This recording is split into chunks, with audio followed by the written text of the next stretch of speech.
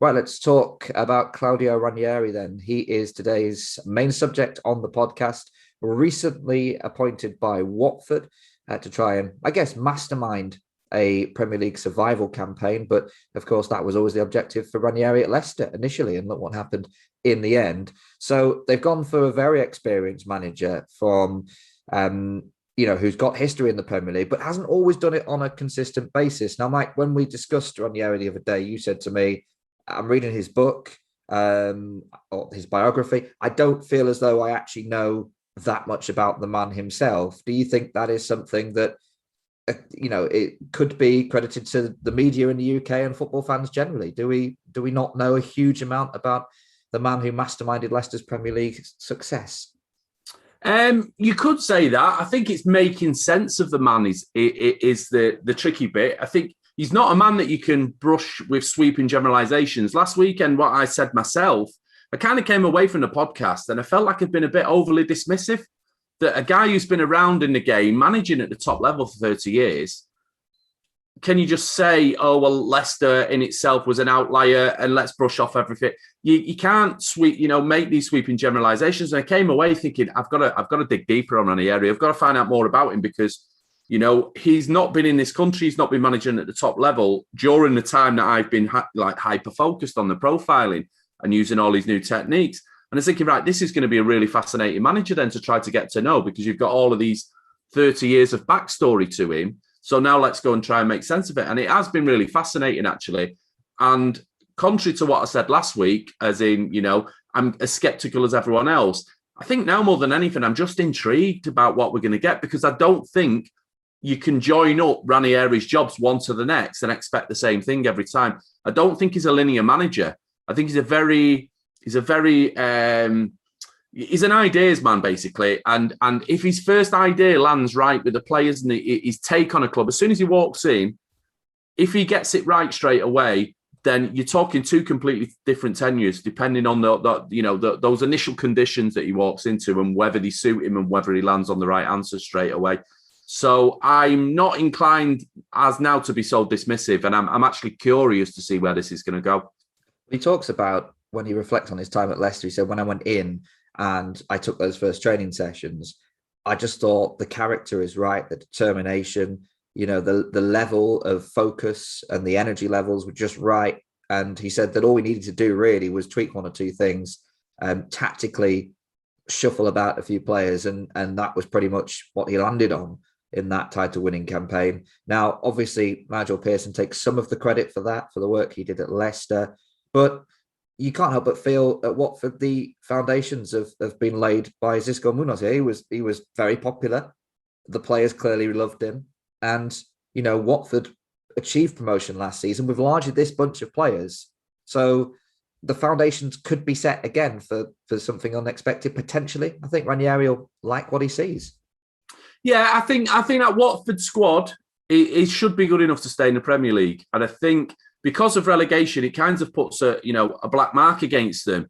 Yet it was a bit of an outlier season. For Watford, they've been relatively comfortable, almost being talked about as not necessarily a model Premier League club, but their model was a working model in terms of even if you change the manager from season to season, it keeps you unpredictable. But nobody ever really questioned that they had the personnel. I think what happened is they came to the end of a cycle. Troy Deeney was probably past his best, yet had too much influence on the dressing room.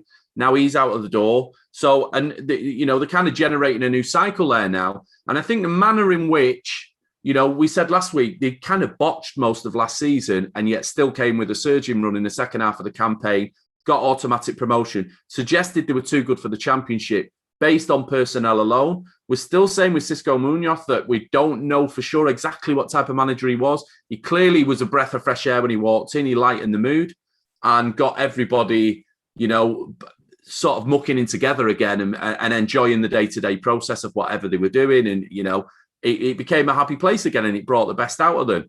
So I think Ranieri walks into a club that he should be expected to keep them up this season, even though that they're newly promoted and we tend to have certain associations with newly promoted clubs. I think the raw materials are there for someone of Ranieri's experience, if he lands on the right answers, to keep them up. Because I think, we talk about initial conditions. in terms of personality, I think those initial conditions are there. It's just about him reading the situation right and coming up with the right solution straight away.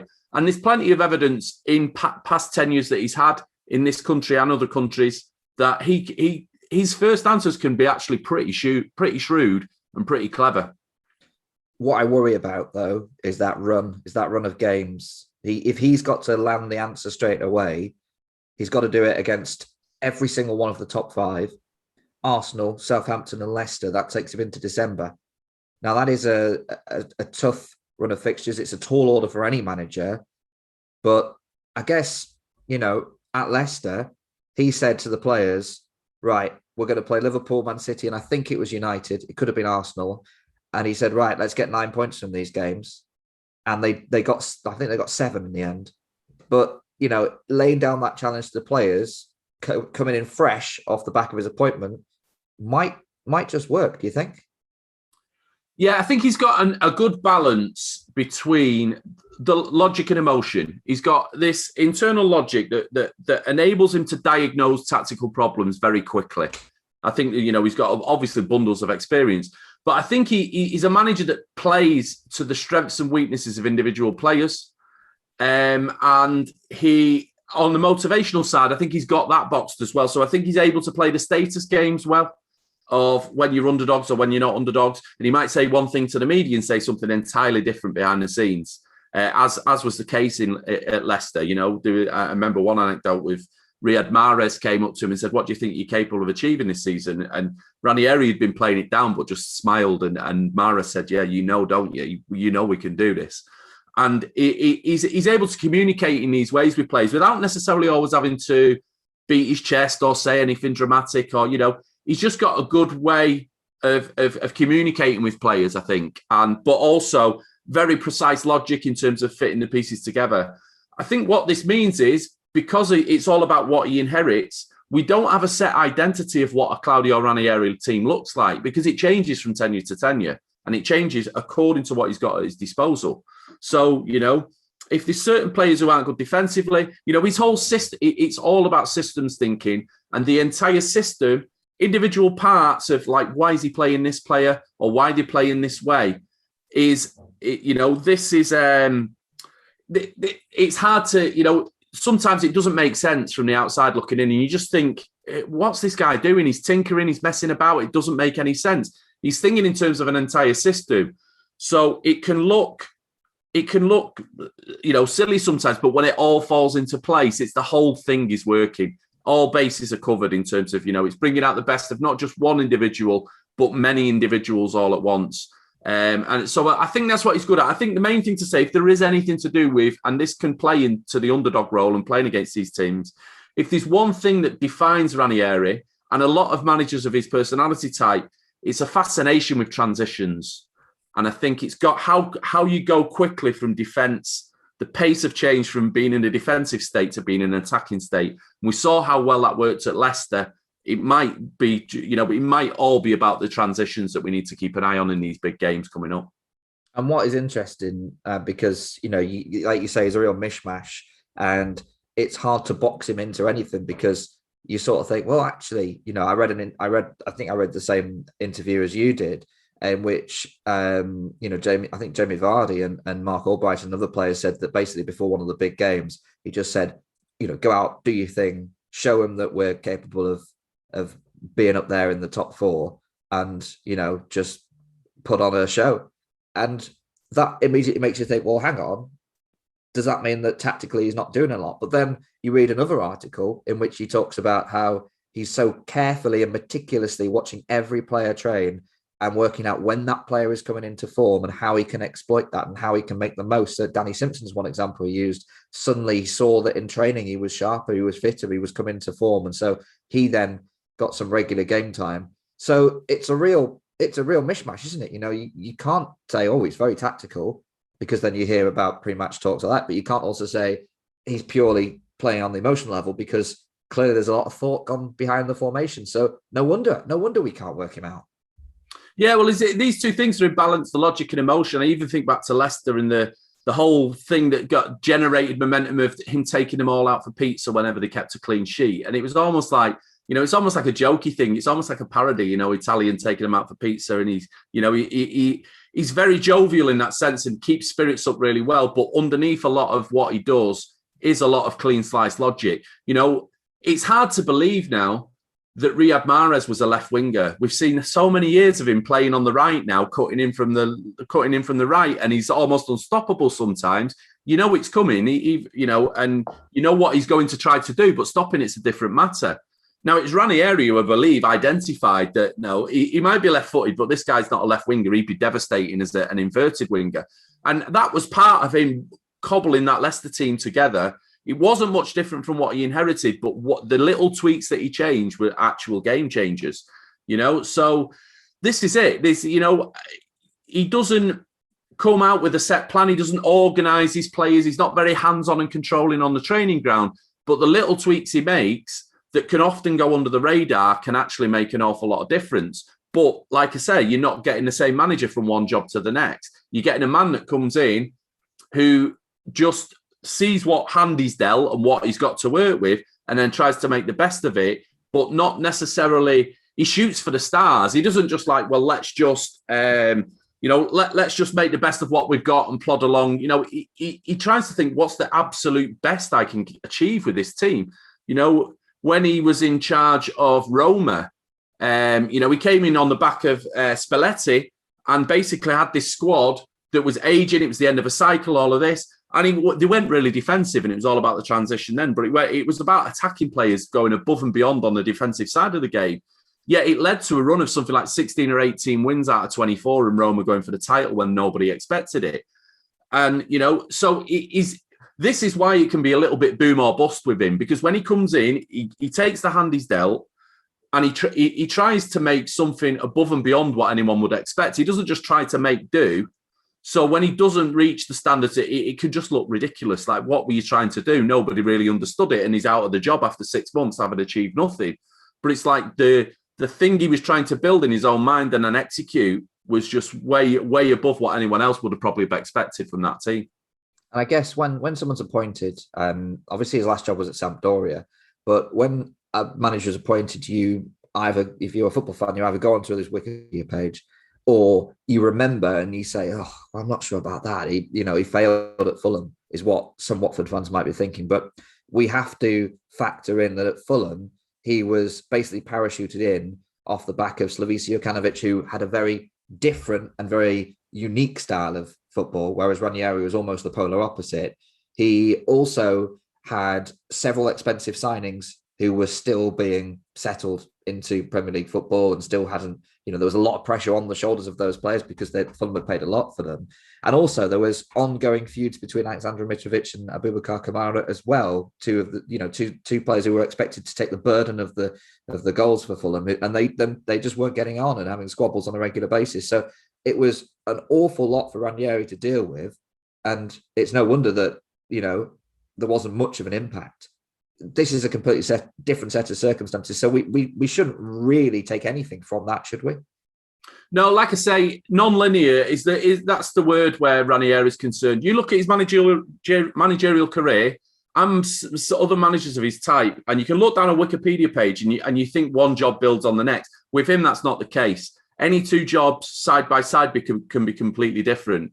And you might, the best comparison with the job he'll do now at Watford might be a job he did 20 years ago in Italy or Spain. It's really hard to say, to know what you're going to get.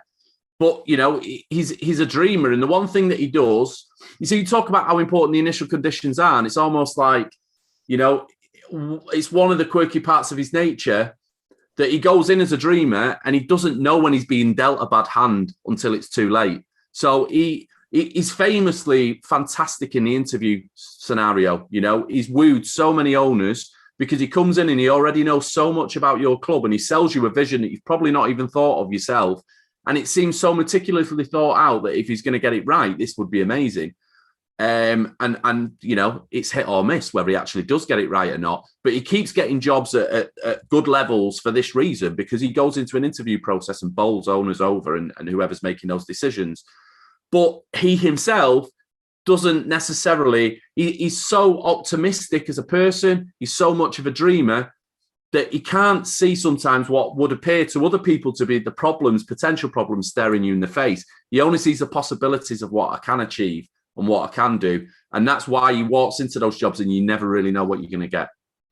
And I guess he's a bit of a risk taker as well. That comes with being a dreamer, I guess, because going back to obviously the pizza story, which you referenced earlier, there was the fact that those run of games, those difficult run of games at Leicester, he said, if you take 9 points, I'll give you the whole week off.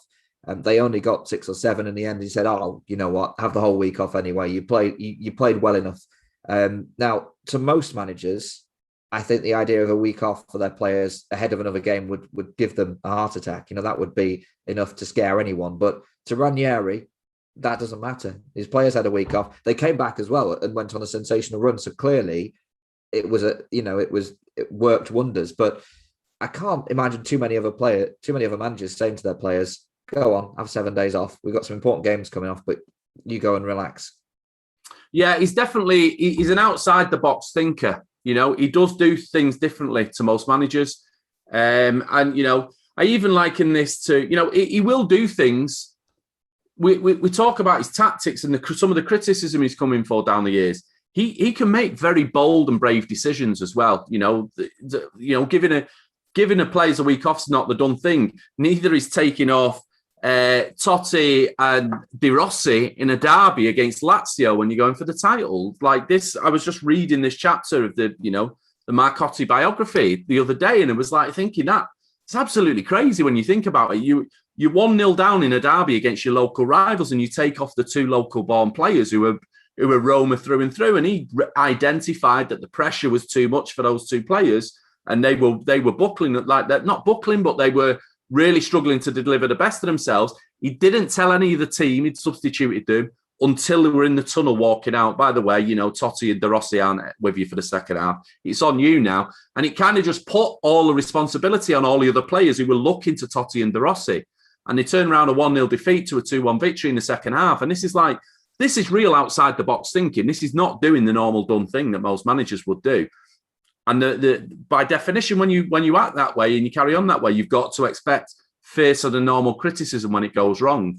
He's not like some genius that gets it right all the time, but there's usually very, very clean sliced logic behind the decisions that he makes. It's just not the decision that most other people would make. And a lot of the jobs that he goes into, he has to act immediately. You say, the conditions need to be right. And often it does start with being solid, being hard to beat. A lot of clean sheets. It happened at Sampdoria. It happened at Fulham initially. There was a little bit of an uplift in defensive numbers, but not a huge amount in the end. They kept making individual errors. So Watford yet to keep a clean sheet this season and conceding a few sloppy goals along the way. Is that what we come to expect now? Do we think that Watford will be initially harder to beat and then will sort of open up a little bit and come into their own? That would make sense. It's what he's done before, and they are an underdog. We're going back to a stage of his career again now. For a big part of his career, he wasn't an underdog manager. He was managing big clubs and getting a lot of big jobs and almost shooting for the stars with teams that weren't necessarily you come out of the Chelsea job and you're managing teams where the hope and desire is to get into the Champions League, but it's not an absolute guarantee.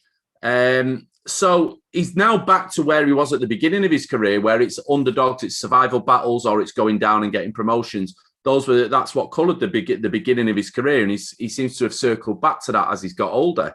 And it would make sense that transitions. I think if there's one running theme that goes through most of his tenures, it's that he's got this fascination with transitions. And I think managers of his type, this is something I'm beginning to recognise. These types of managers seem to be fascinated by transitions. So, yeah, I think it would not be surprising. And also streakiness is a theme, It's about striking on that magic formula straight away. And if the initial conditions are right, if he strikes upon the right formula straight away, I wouldn't be surprised if Watford were a team that could go on a real surging run. And then the other side of it, when it stops working for whatever reason, whether it's they get sussed out tactically, they have to innovate and reinvent themselves to some degree, could potentially drop off a cliff again. So, we might only be talking about a short-term tenure.